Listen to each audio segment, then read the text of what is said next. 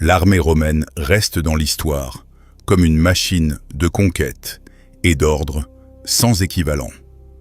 C'était une organisation où l'individu était fondu dans un creuset pour forger une arme collective faite de fer et de discipline. Mais l'acier qui maintenait cette machine unie naissait d'une cruauté qui dépasse l'entendement moderne. La plus grande peur d'un légionnaire romain n'était pas l'épée du barbare, ni la flèche parthe, ni la faux des chars de guerre. C'était le jugement froid et méthodique de ses propres commandants, à l'intérieur même des murs du camp. La sanction ultime portait le nom de decimatio, et elle demeure l'une des formes les plus terrifiantes de justice militaire de toute l'histoire humaine. Le mot lui-même vient du latin signifiant « 10 » et évoque une réduction systématique des rangs selon un pourcentage précis. Il ne s'agissait pas d'un châtiment destiné à un criminel isolé, mais d'un fléau infligé à l'échec collectif d'une unité. Lorsqu'une cohorte rompait au combat, fuyait l'ennemi ou se mutinait, elle perdait son droit de vivre. C'était le calcul implacable du monde antique, où le groupe comptait tout et où l'homme ne comptait rien. La survie de l'Empire dépendait de l'obéissance absolue des légions.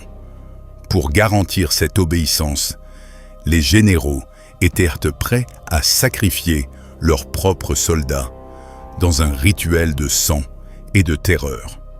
Imaginez l'atmosphère sur le terrain de parade au matin du rituel appelé lustratio. Toute la légion était rassemblée en formation pour assister au spectacle du jugement. Des milliers d'hommes se tenaient dans un silence absolu, tandis que la cohorte déshonorée était conduite au centre, privée de ceinture et d'armes. Être dépouillé de la ceinture militaire, le cingulum, constituait déjà une humiliation profonde pour un soldat romain. Cela symbolisait la perte de son statut de guerrier et sa réduction au rang d'esclave ou de bête. Il restait là, en simple tunique, frissonnant dans l'air du matin, pendant que toute l'armée les observait. Le lourd silence n'était brisé que par la voix du commandant lisant la liste de leurs crimes contre Rome. Peu importait qu'un soldat en particulier se soit battu bravement alors que ses camarades fuyaient. Aux yeux du Sénat et du peuple de Rome, l'unité formait un seul organisme et la gangrène devait être entièrement extirpée. La terreur de la décimation résidait dans son caractère totalement aléatoire et dans son indifférence à la culpabilité ou à l'innocence individuelle. Un casque ou une urne de bronze était apportée, contenant des jetons pour chaque homme de l'unité. Les soldats étaient contraints de plonger leur regard dans l'abîme des probabilités, là où leur destin se décidait au hasard. La cohorte était divisée en groupes de 10 hommes qui avaient tout vécu, mangé et marché ensemble pendant des années. Ces compagnons de tente, appelés contubernales, partageaient l'un des liens de fraternité les plus profonds du monde antique. Désormais, ils devaient tirer au sort pour déterminer lequel d'entre eux mourrait afin de sauver les 9 autres. Le tirage au sort devenait un moment de torture psychologique qui semblait s'étirer à l'infini pour les participants. Une pierre blanche signifiait la vie, une pierre noire annonçait la mort. Le soldat qui tirait la pierre noire n'était pas emmené par un bourreau anonyme ni par un fonctionnaire de l'État. Le génie cruel de la punition résidait dans le fait que les survivants devenaient eux-mêmes les tueurs.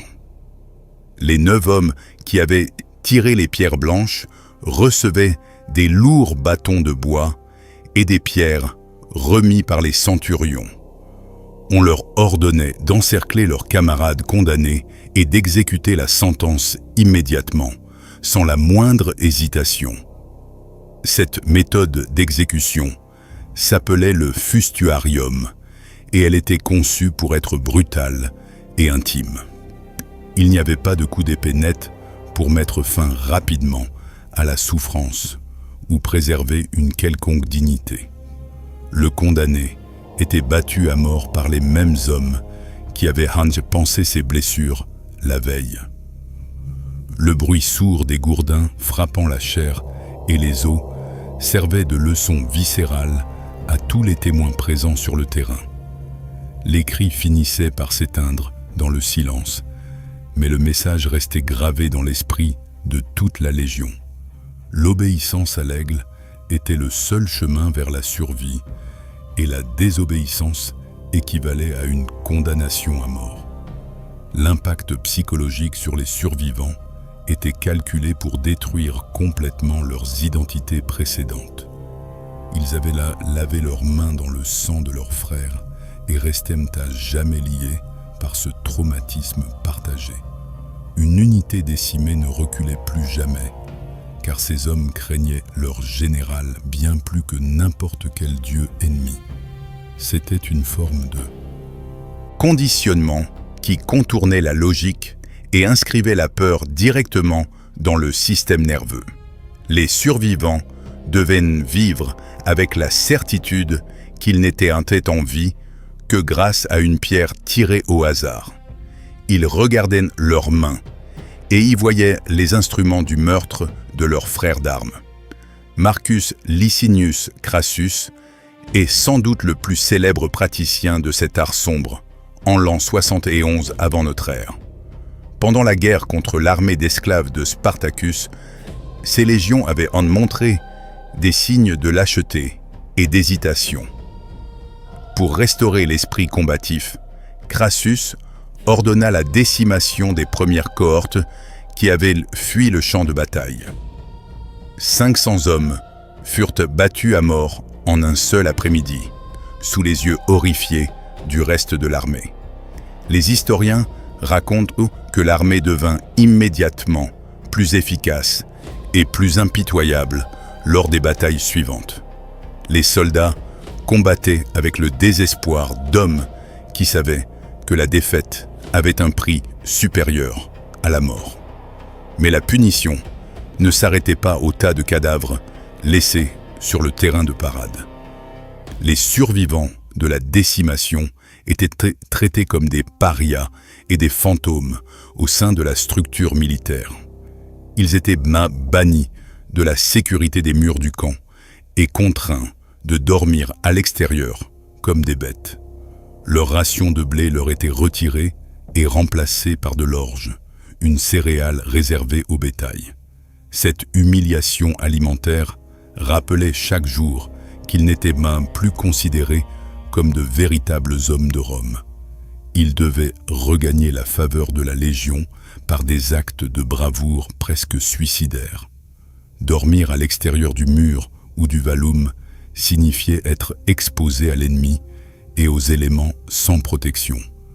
Cela renforçait l'idée que la Légion ne se souciait plus de savoir si ces hommes vivaient ou mouraient. Ils étaient des morts en sursis qui devaient racheter leur vie avec le sang de l'ennemi.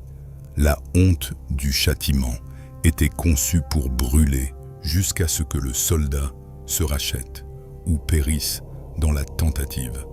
De nombreuses unités décimées réclamaient les missions les plus dangereuses lors de la bataille suivante pour effacer la tâche. Elles se jetaient dans des combats suicidaires, car mourir sous les coups de l'ennemi paraissait préférable au mépris de leur commandant. Cette pratique révèle la différence fondamentale entre la morale romaine et l'éthique moderne. L'esprit moderne considère la justice comme une affaire de responsabilité individuelle et de procès équitable. L'esprit romain voyait la Légion comme une entité sacrée dont l'individu n'était qu'une cellule remplaçable. Pour sauver le corps de la gangrène, les Romains pensaient qu'il fallait amputer le membre sans hésitation. L'innocence de la victime importait peu face à l'objectif supérieur de restaurer la discipline. C'était un calcul utilitariste, écrit dans le sang et imposé par le fer. Marc-Antoine utilisa lui aussi la décimation durant sa campagne désastreuse contre l'Empire parthe des années plus tard. Lorsque certaines parties de son armée perdirent leur sang-froid, il les força à purger leurs propres rangs pour éviter une déroute totale. Même Auguste César, souvent présenté comme un empereur bienveillant, s'en servit pour mater des mutineries pendant les guerres civiles. Pourtant, ce châtiment était une arme à double tranchant, capable de détruire le moral qu'il prétendait sauver.